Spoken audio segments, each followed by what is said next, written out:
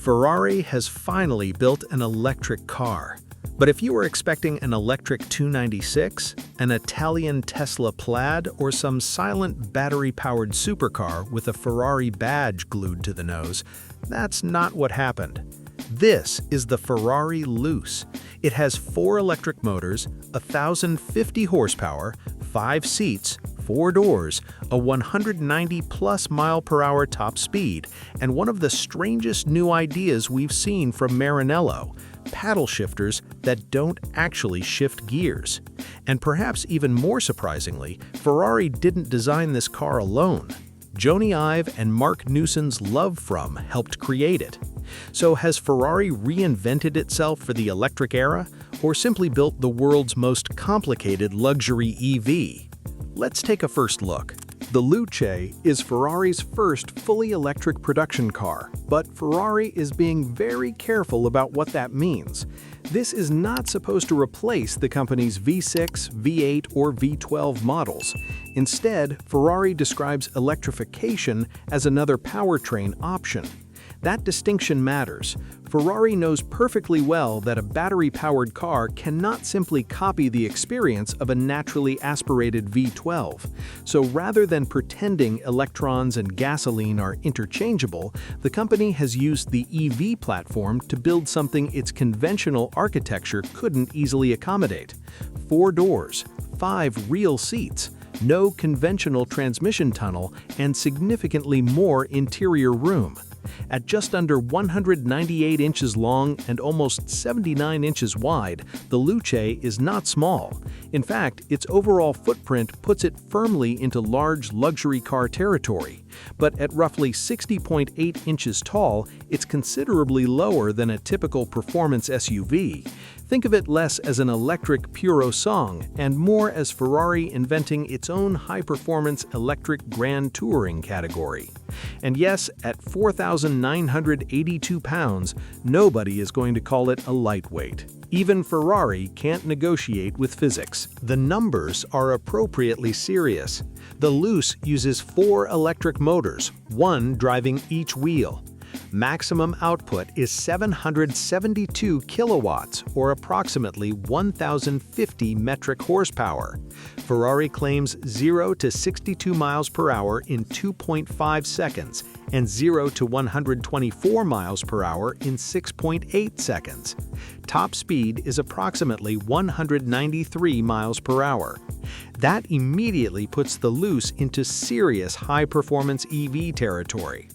But Ferrari says the 4-motor arrangement isn't simply about producing enormous acceleration figures. Because each wheel can be controlled independently, the car can precisely adjust torque at each corner during acceleration, braking, and cornering. And there's more.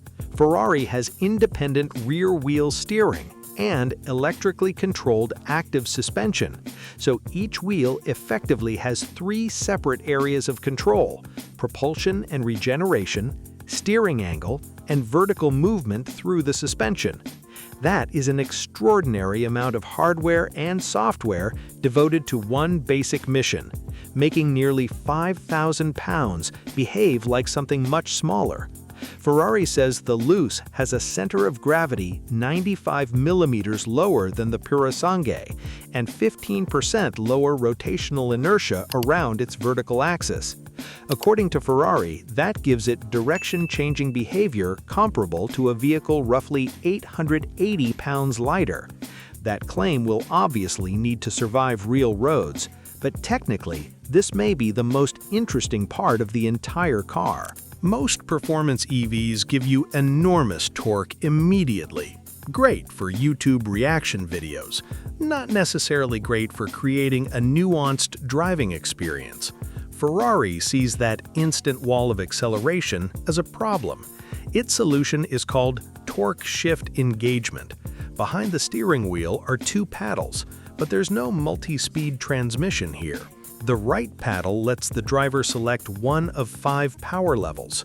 The left paddle adjusts regenerative braking through 5 levels. So instead of pretending to change gears, Ferrari allows you to progressively control how much acceleration and deceleration the car delivers. That's a subtle but important distinction. It isn't a fake gearbox. Ferrari is effectively trying to create a new driver-controlled language for an electric powertrain. Whether drivers will find it genuinely engaging or slightly over-engineered remains to be seen, but at least Ferrari isn't simply adding fake gear changes and calling the job done. The Lucid uses an 800-volt electrical architecture and a large 122 kilowatt-hour battery pack. Ferrari estimates more than 329 miles of driving range, although final homologation figures were still pending in the company's technical documentation. Maximum DC charging power is 350 kilowatts. Ferrari says the battery can accept approximately 70 kilowatt-hours of energy in 20 minutes under suitable conditions. There's also an interesting solution for older 400-volt fast chargers. Ferrari developed an onboard high-voltage DC to DC booster, allowing the car to charge at up to 150 kilowatts even when connected to 400-volt infrastructure. The battery itself was designed, validated, and assembled in Maranello. It contains 210 pouch cells arranged into 15 modules, with 13 beneath the floor and another 2 beneath the rear seats. And unlike a simple battery box bolted underneath the chassis, the pack forms part of the vehicle's structure. Ferrari says this contributes significantly to both bending and torsional rigidity. Then we get to the styling. LoveFrom, the design collective founded by former Apple design chief Jony together with Marc Newson, was given unusually broad creative freedom. And you can tell. The Luce doesn't look like somebody converted an existing Ferrari design into an EV. The main visual idea is what Ferrari calls the glass house, essentially a smooth central passenger cell surrounded by aerodynamic elements that appear to float around it. The front and rear lighting panels are transparent and visually disappear when the lights are switched off. At the rear, the circular halo-style lighting references cars including the 360 Modena and 458 Italia. Then there are the wheels. 23 inches at the front, 24 at the rear. Those are the largest staggered wheel diameters ever fitted to a series production Ferrari road car. Visually, they make sense. From the perspective of replacement tire pricing, perhaps don't ask. Ferrari says aerodynamic development took more than 5 years, around 6,000 CFD simulations, approximately 250 hours of scale model wind tunnel testing, and another 80 hours with a full-sized vehicle. Active cooling grills can close when the radiators don't need airflow. The suspension can also lower the front by approximately about 0.4 inches at speed. Even the wheel design is claimed to reduce aerodynamic drag by around 5%. So underneath the minimalist appearance, there is an enormous amount of airflow management happening. Inside, Ferrari has done something increasingly unusual in a modern luxury EV. It remembered that buttons exist. The Luce combines OLED displays with physical switches, rotary controls, toggles, and mechanical interfaces. Climate temperature, fan speed, heated seats, and ventilation all have physical controls. Thank you, Ferrari! Apparently, finding a climate menu while driving at 190 miles per hour was not considered an essential part of the digital future. The steering wheel itself is machined from recycled aluminum, while the instrument cluster moves with the steering wheel to maintain the driver's view. There are separate displays for power, speed, battery status, and other dynamic information. Samsung Display developed 4 OLED panels specifically for the car, and the center control panel can physically pivot toward either the driver or passenger.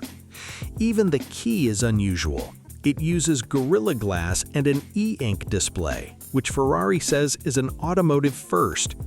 Docking the key starts the car and unlocks the drive selector. It's unnecessarily theatrical, which, to be fair, is exactly what a Ferrari key probably should be. The most practical surprise is the cabin layout. The Luce is only Ferrari's second four-door model after the Purosangue, but it is the company's first production car with 5 seats. Ferrari claims 21 cubic feet of luggage capacity. The flat EV architecture eliminates the traditional center tunnel and opens up considerably more room for rear passengers. Front seats can be heated and optionally equipped with massage functionality. There's also a 21-speaker audio system with 3,000 watts of amplification, because apparently 1,050 horsepower wasn't enough numerical intimidation for one press release. And then there's the obvious question. What should an electric Ferrari sound like? Ferrari decided against simply generating a synthetic engine soundtrack. Instead, an accelerometer mounted on the electric axle captures actual mechanical vibrations created by the motors, gears, and rotating components. Those signals are filtered and amplified in real time. Ferrari compares the process to an electric guitar amplifier.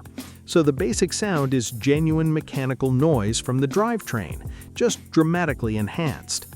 In performance mode, the system becomes more expressive. In range mode, it can become almost silent.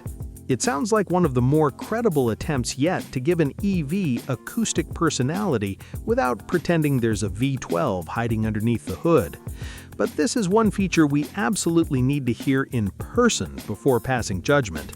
On paper, the Ferrari Luce is fascinating, not simply because it has more than 1,000 horsepower. Plenty of EVs can deliver absurd acceleration now. What makes this car interesting is how aggressively Ferrari has tried to solve the things EVs often struggle with: driver involvement, progressive power delivery, weight perception, steering response, sound, and emotional feedback. The downside? There is an astonishing amount of complexity here. 4 motors, 4-wheel steering, active suspension, active aerodynamics, multiple voltage systems, advanced torque vectoring, a huge battery, and software coordinating vehicle targets up to 200 times every second. When everything works together, the result could be remarkable, but Ferrari has set itself a very difficult task. The Luce doesn't simply need to be a great EV, it needs to feel like a Ferrari, and those are not necessarily the same thing. So what do you think? Is the Ferrari Luce exactly the kind of radical experiment Ferrari should be building, or should Maranello have left the 5-seat electric Grand Tourer to somebody else? Let me know in the comments. And if you want to see where performance cars are heading next, subscribe, because the electric Ferrari era has officially begun.